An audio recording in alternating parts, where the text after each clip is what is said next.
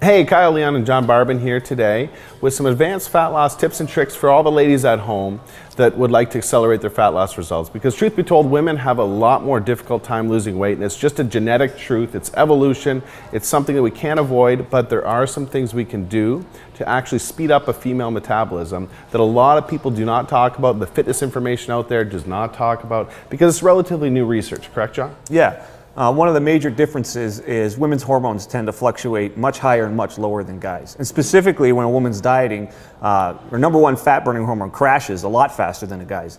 And so that they end up hitting a plateau and they can't lose any more weight. And I'm sure all the ladies at home that have tried to diet with their man or with a friend or with their husband the exact same way as the guy probably hasn't experienced the same fat loss results and has probably hit that fat loss plateau a lot quicker. That's something that a lot of women write in and experience. And that's because of their body's number one fat burning hormone crashing and dipping a lot more than their guys. And there's some good news with that though. Yeah. Women get to eat up more and have more frequent cheat days to kind of deal with this crashing, and that gets them out of the plateau and gets them burning fat again. Well, that's one trick we use. Also, another trick that we like to use with our female clients is the fact that, well, between carbs and fats, women tend to utilize their fats a lot more efficiently than their carbs. So simply substituting out carb calories for fat calories can go a long way into accelerating the fat loss results of a female, correct? Yeah, and that works with the hormones going up and down and works to balance it all out. Moving forward, with all of the estrogen in the environment, we know that estrogen promotes weight gain and fat gain. There's so much more estrogen in the environment today that we never ever asked for between herbicides and pesticides and processed foods. We have to do what we can to avoid, guys and girls, but specifically women, we don't want their estrogen levels any higher than they have to be at this point. And so one of the things you can do there is remove any extra estrogen promoting foods from your diet that don't need to be there. And one of the major ones is soy, and soy shows up all different ways, like edamame, tofu, even soy proteins. Your Starbucks, your soy lattes. Soy lattes. It just goes on. Yeah, it's an option that keeps showing up, and you just don't need that with all the extra estrogen that you can't get rid of that's coming in from the environment. So one simple thing you can do is substitute those forms of soy out for other things like whey protein or different protein sources. That's a very, very easy fix. Eliminating some of these estrogen promoting foods from the diet can go a long way into just accelerating the fat loss results by itself, period. Yep. I think those are some cool little nutrition tips that a lot of viewers at home probably aren't really aware of. And I know that there's some training stuff that we should talk about as well. Do you want to do that? Yeah, for sure.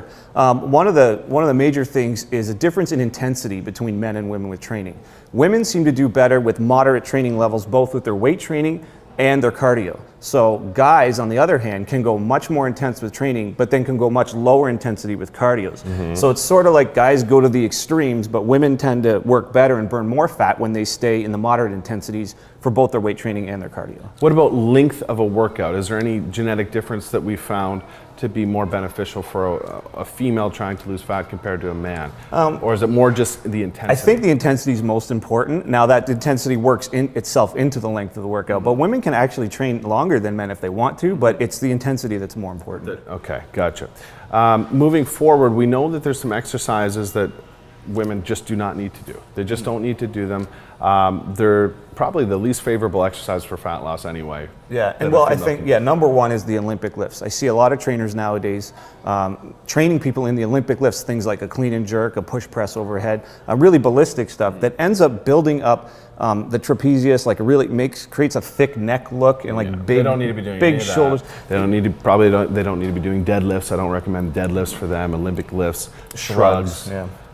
Anything of that nature, the heavy compounding movements are not usually necessary. No, it's not going to give you a balanced look. It's going to give you an overly thick upper body look, kind of like a male bodybuilder. So that's definitely exercises to stay away from, and it's not going to help with getting the heart rate up or burning fat. Now, one I see women do all the time in the gym that I really recommend against are sort of weighted abdominal, weighted core exercises, weighted oblique exercises that are going to do nothing but widen the waist. Yeah, now that's a big mistake and a big misconception that somehow training your abs more often and heavier is going to make them leaner and smaller. No. But in reality, it just makes you blockier and thicker through that area. It'll actually make your waist bigger. So what we recommend, a tip, is to do whole body exercises that train your upper body, your lower body, and your core all at the same time and all in balance, and that will keep your ab area tight and your waist area tight instead of thickening it up. Okay, cool. So let's quickly review some of the tips that we covered for female fat loss today that is not really out there in all the magazines or publications. Starting with nutrition, one, okay, women can incorporate a few more cheat days, a little bit more frequently to spike their body's #1 fat burning hormone, which tends to go in the tank a lot quicker than guys.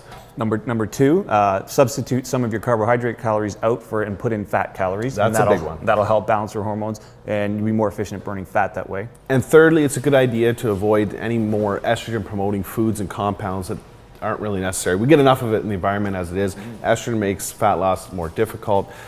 Soy-based foods, soy-based proteins, soy lattes, edamame. Limit that stuff could probably help you guys out a long way. And then for the exercise tips, number one, stay away from the Olympic lifts, shrugs, deadlifts, and high pulls, those sort of things. It'll give you kind of a thick neck and upper body look.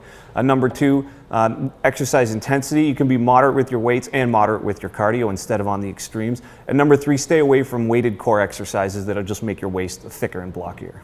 Very cool. I hope that that helped all the ladies out at home. And for any further fat loss information and ways to enhance and boost the female metabolism, definitely check out venusfactorfatloss.com.